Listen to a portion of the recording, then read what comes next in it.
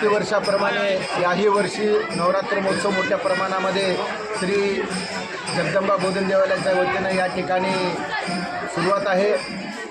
प्रतिवर्षाप्रमाणे याही वर्षी खूप मोठ्या प्रमाणात या ठिकाणी गर्दी वाढलेली आहे। या ठिकाणी आपल्या नवसाला पावणारी, आपली मनोकामना पूर्ण करणारी अशी ही जगदंबा बोधन देवी आपल्या ह्या उदगीरची कुलदैवता म्हणून या देवीची आख्यायिका आहे।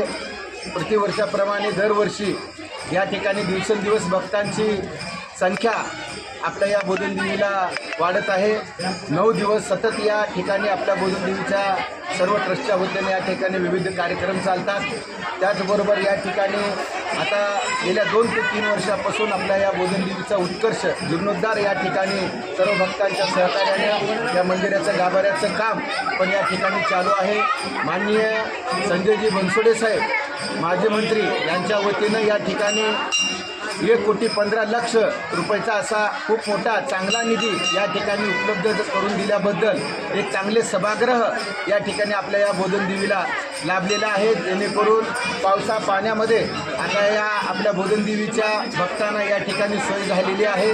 मी सर्व बोधन देवीच्या ट्रस्टी व पुजारी मंडळाच्या वतीनं माननीय माजी मंत्री संजयजी बनसोडे साहेब यांचं पण या ठिकाणी मी आभार व्यक्त करतो। त्याचबरोबर या ठिकाणी उद्या दसरा आहे म्हणजे 1 तारखेला या ठिकाणी 11 वाजेपासून संध्याकाळपर्यंत या ठिकाणी महाप्रसादाचा कार्यक्रम या ठिकाणी लाभतो। तरी सर्व देवीच्या भक्तांनी या ठिकाणी आपण या महाप्रसादाचा लाभ घ्यावा अशी विनंती करतो व माते जगदंबेच्या चरणी मी प्रार्थना करतो की आपल्या या बोधन देवीच्या भक्तांची मनोकामना पूर्ण करून त्यांचे आरोग्य त्यांना भरभराटी येवो अशी मी त्यांच्या चरणी प्रार्थना करून मी या ठिकाणी शब्द थांबवतो।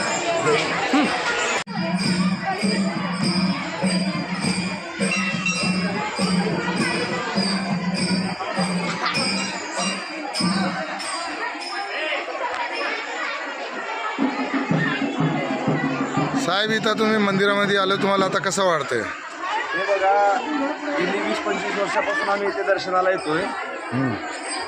या ठिकाणी जी पूर्वी परिस्थिती होती ती आता खूप बदललेली आहे। या ठिकाणी खूप चांगला पद्धतीनं डेव्हलपमेंट झालेला आम्ही पाहतोय। मंदिरचे बांधकाम असेल, बाजूचा सभागृह असेल, परिसर सुधारणा असेल, खूप चांगल्या पद्धतीनं भक्ताची सोय झालेली आहे। या ठिकाणी सभागृह, मंदिर, परिसर खूप चांगल्या पद्धतीने या ठिकाणी सोय झालेली आम्ही पाहतोय।